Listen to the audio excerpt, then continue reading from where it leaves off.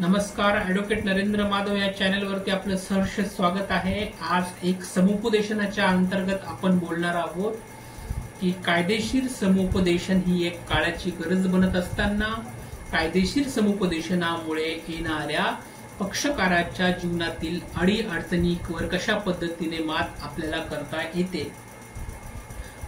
हे जी कायदेशीर समुपदेशनाची प्रक्रिया आहे ही संपूर्ण प्रक्रिया आपल्याला एकतर तुम्ही ज्या वेळेला कोर्टामध्ये तुमचं मॅटर घेऊन जाता त्यावेळेला तुमचं समुपदेशन होईल, किंवा कोर्टाच्या बाहेर ज्या वेळेला तुमचं मीडिएटर्सचा रोल असेल, मध्यस्थीची एखादी भूमिका असेल, ती भूमिका वठवत असताना सुद्धा तुम्हाला एका चांगल्या कायदेशीर समुपदेशकाचा सल्ला त्या ठिकाणी घेणं अत्यंत आवश्यक आहे, अत्यंत महत्वाचं आहे। आता हा कायदेशीर समुपदेशन का बरं आवश्यक आहे, तर सगळ्या ज्या घडामोडी आहेत बऱ्याचशा लोकांना, बऱ्याचशा पक्षकारांना माहित नसतं की कोर्टामध्ये गेल्यानंतर किती पद्धतीचा मोठ्या प्रमाणात वेळ त्यांना त्या ठिकाणी द्यायचा आहे, किती मोठ्या प्रमाणात त्या ठिकाणी त्यांना पैसा त्या ठिकाणी द्यायचा आहे। हे सगळं करत असताना त्यांचा असणारा मानसिक मनस्ताप सुद्धा बऱ्याच वेळेला पक्षकारांना त्या ठिकाणी सहन करावा लागतो। आता हा जो मानसिक पश्चाताप आहे, हा मानसिक त्रास आणि हा होऊ नये म्हणून मग काय त्यावरती उपाययोजना करण्यात यावा, ह्याबद्दल काही कायदेशीर प्रक्रियामध्ये त्या संदर्भात काही माहिती दिली आहे का? तर नक्कीच ज्यावेळेला तुम्ही जिल्हा विधी प्राधिकरण यांच्याकडे जाल तर जिल्हा विधी प्राधिकरण तुम्हाला दर महिन्यामध्ये तुम्हाला लोक अदालत आता आपल्याकडे घेण्यात येत आहे। हे लोक अदालत घेण्यामागचा उद्देश हाच आहे की जे काही लिटिगंट्स आहेत, जे काही दावे आहेत, त्याचं डिस्पोजल मोठ्या पद्धतीने व्हायला हवं।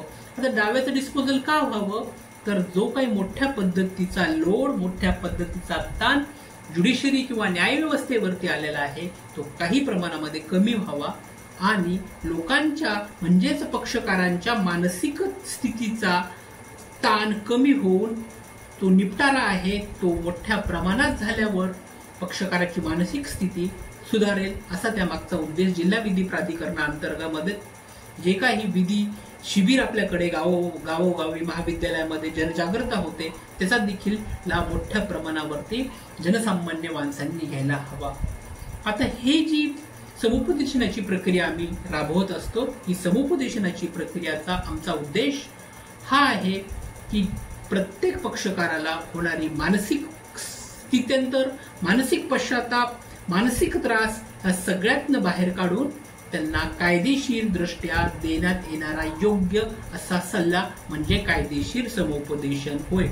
या कायदेशीर समुपदेशनामध्ये विवाहपूर्व समुपदेशन, विवाहानंतर समुपदेशन, त्याचबरोबर येणाऱ्या आयुष्यातील प्रत्येक स्थित्यंतरावरती होणारा कायदेशीर प्रक्रियेतील सल्ला तुम्हाला देण्यात येईल।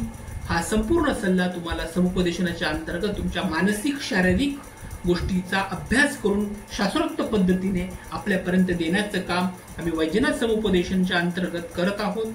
ज्या ज्या लोकांना, ज्या ज्या पक्षकारांना असं वाटत असेल की कोर्टामध्ये जाऊन त्यांचा बराचसा असा मनस्ताप झालेला आहे, बराचसा असा पश्चाताप त्यांना त्या ठिकाणी झालेला आहे आणि त्यावर त्यांना कायदेशीर जर तोडगा काढायचा असेल तर त्यांनी नक्कीच आमच्याशी संपर्क साधावा।